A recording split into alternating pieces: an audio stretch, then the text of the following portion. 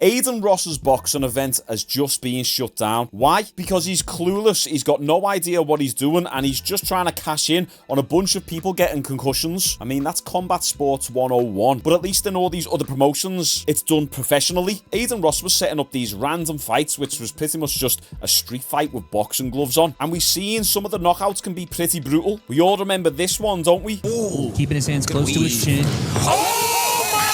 Adin Ross's boxing promotion was called Brand Risk Promotions, and Adin Ross was planning to be the main competitor to Misfits, which I thought for the influencer boxing scene was a good idea, because competition in any industry makes the industry itself better. It makes the product better. It's capitalism 101. The open market forces everyone to level up. So Adin Ross coming in being a direct competitor to KSI was a good idea, because the Misfits event was predominantly UK based, and it was founded by a UK creator. So Brand Risk Promotions was going to be the American competitor, but now it seems like they're being shut down. A few days ago, Adin Ross done a live stream and he spoke about what happened. And also, before you skip the video, because you've got a short attention span, he also talks about how he might set up an MMA or kickboxing promotion. Hey, kickboxing, hey, Shawnee, I'm available. Little bit of training first, but I'll get in there and prove everyone wrong. How about that? Let's listen to how all this went down and what the issue is. Oh, I have to give you guys an update about the boxing event. Thank you.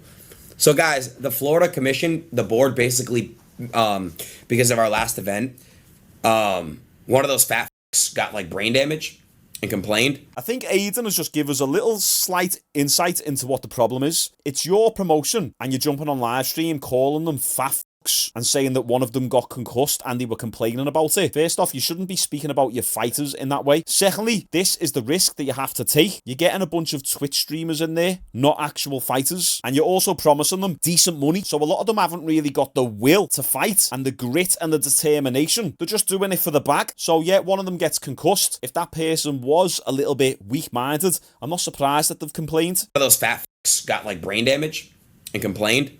I don't think they complained, but like the what's it called? The fucking commission, they basically got mad.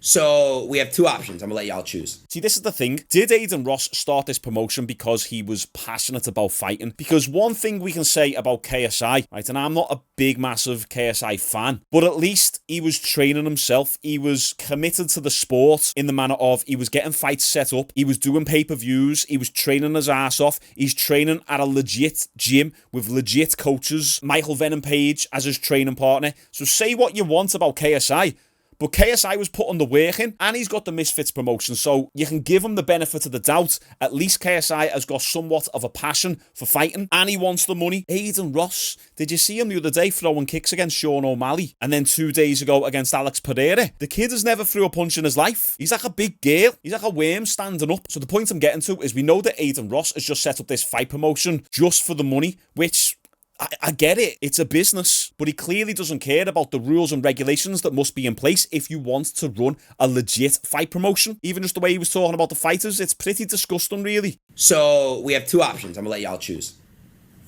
We cannot do boxing no more. We can either do MMA, full-on MMA, or we can do kickboxing. Wait there, I've just realised. He said, I'll let you choose. We've got two options. What are you on about? You'll let them choose. So does Adin just let chat determine every single thing that he does? And he understands the customers are important and all that. The audience is important. We must listen to the audience. But remember, in one of his last fights, he didn't even have any judges. So he was letting the chat determine the winner of the fight. Now, what do you think Adin Ross's demographic are? Do you think they're a bunch of fighters? Do you think they're in the 20s or 30s, mature, with a life, kids, decent job? Or do you think they're a bunch of 12-year-olds whose balls haven't even dropped yet? So he's saying that they're not allowed to do boxing anymore. So chat, it's up to you. What do yous think? Tell me, chat, what should I do? Madness. We cannot do boxing no more. We can either do MMA, full-on MMA, or we can do kickboxing.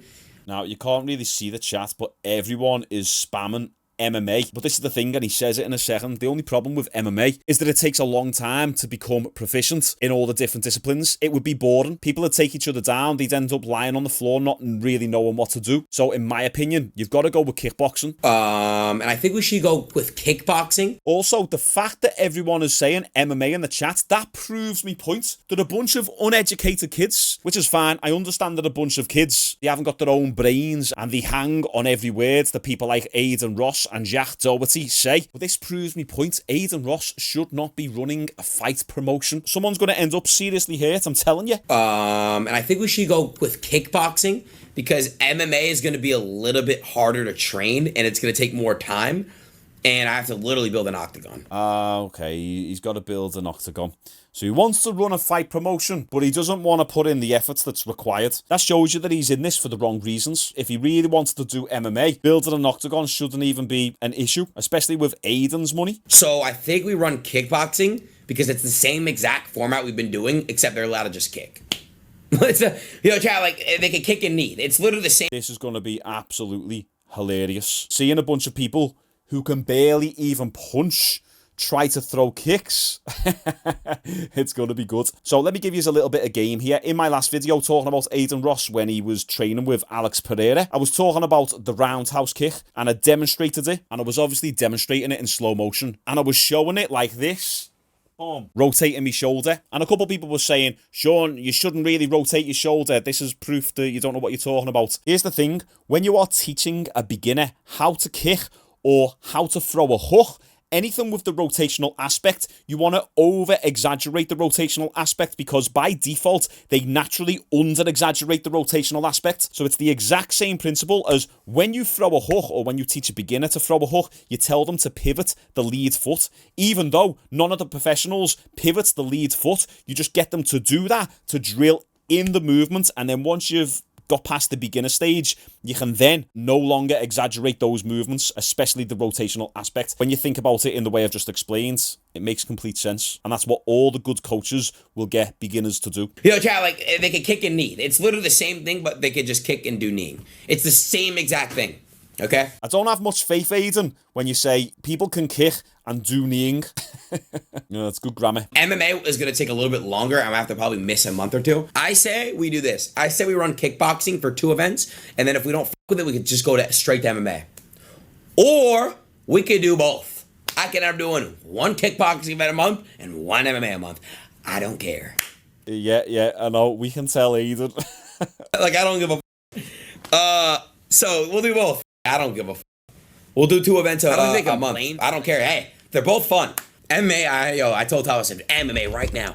The thing about MMA is people gotta be more trained, I feel like, yeah? Yeah, he's not wrong there. You definitely have to be more trained. You've got to be fitter and you need more skills. You need the striking, you need the jiu-jitsu, so submission, grappling. You need to be able to wrestle, you need to be able to kick, and then you have to be able to defend all those things as well. So I'm telling you, if you do MMA, it's going to end up in a proper slop fest. The best thing to do would just be to do kickboxing because it's pretty much the same as what you've just been doing, except now they're allowed to do kneeing, as Adin Ross puts it. Trained, I feel like, yeah? Because, guys, also in MMA, I think they're only going to wear 2-ounce gloves, so it's basically knuckle fighting. It's 4-ounce gloves. So people can get seriously, like, hospitalized. Yeah. Yeah. We'll do both. Thank you again, KSI. For now forcing me to get sanctioned and shit. Because now I'm about to do MMA and kickboxing. So exciting. I'd sign me up, Adin. Maybe I'll do the 2nd or 3rd event so I can get a good 4 weeks of training under my belt. Just so I'm not a fat, unfit pie. I've actually been doing a little bit of training last week. It's killed me off. And it's only cardio for the time being, but we're making baby steps. How funny is it though, chat, that they'll allow MMA, but they're saying that I need to do headgear on my boxing events or move to kickboxing. Like, that makes no sense. One of the reasons that could be is because you're just taking more blows to the head with boxing. With MMA, there's a lot more weapons. With kickboxing, there's a lot more weapons. There's strikes to the legs, there's takedowns, there's submissions. So yeah, typically there are a lot more concussions within boxing because of the sheer amount of blows to the head that someone has taken. So that could be one of the reasons. That makes no sense. But I could just switch to kickboxing, and I think the only thing they have to wear is shin guards, because they could break their legs if they don't know what they're doing. None of them know what they're doing. You're going to break your leg if you don't know what you're doing. You're going to get knocked out if you don't know what you're doing. And you're going to get kicked in the face if you don't know what you're doing. I think this will personally make for some entertaining fights. How long will it last? Probably not long at all. Nah, hell nah. I'm going to get Dana to with it. Hey, chat, if we really take this MMA to the next level, I'm going to say, Dana, run this with me. I'll have Dana run this with me, bro. And then me and Uncle Dana are going to be a business, bro. you know what? That's actually believable that it could happen. Dana White's pushing power slap, so why not get involved with Adin Ross in influencer boxing? In all honesty, it probably won't happen. Dana White doesn't need Adin Ross. Although if Dana did get involved in it, it would be huge. But the only problem that you're really faced with there, if someone like Dana got involved, is the professionalization of it all. A lot of people probably wouldn't find it entertaining anymore because it's got the rules and regulations. A lot of people tune into these Adin Ross fight promotions because of the chaotic nature of it all. So you get rid of that, it might lose its heart, it might lose its soul. Obviously, that's incredibly ironic, talking about heart and soul of influencer boxing. I'm not gonna go against him. Bro. He's our friend, bro. I don't want competition with Dana White. Great guy. UFC's amazing. We love UFC. We love MMA. We love Dana White. So there you go. Adin Ross's boxing event has been shut down, but now it's looking like he's getting into kickboxing and MMA, which opens up some possibilities for me, maybe, if it makes sense. Send us 20 grand, Adin, and I'll be there. But listen, at the end of the day, what's probably going to happen with these new promotions is they're just going to get shut down as well. You heard the way Adin was talking about his fighters. He called them too fat. It's like he wasn't concerned for the health. He said they were complaining about a concussion or something. That's not the way a promoter should talk about their fighters or their Twitch streamers, whatever. But if Adin can clean up the way he speaks and clean up the event a little bit, make it a little bit more professional, actually have judges there, actually have proper referees there, then maybe he won't get shut down and he could potentially turn this into a legit Misfits competitor. I'd love to watch influencer kickboxing or influencer MMA if they were, you know, above average or even just average. In fact, no, I'd even watch them if they were crap, because the crapper they are, the more entertaining they are. What do you guys think of this situation? Do you think Adin's taking a good route with going down the influencer kickboxing or MMA road? Or do you think he should just pack it in altogether? Also, guys, I'm going to live stream UFC 300 this Saturday. I have just ordered a new PC setup, and I'm telling you, right, it's so sick. I've went all out with it. It's absolutely broke the bank. I've almost had to remortgage my house for this setup, but hopefully it's going to make me live streams super crisp, super high quality, to the point where I'm probably even going to stream in 4K quality. I might have graphics on the screen, have a proper production set, kind of like Dr. Disrespect. No, I'm jumping ahead a little bit, but the production quality of the live streams and of these videos is going to level up, and I can finally make good use of this $4 camera that I've got. So can you do me two little favors? Like the video and then join the mailing list for my training app, which I'm going to be releasing very soon. Link in the description. Right, I appreciate you all. UFC 300 predictions coming most likely tomorrow or the next day. Bye bye.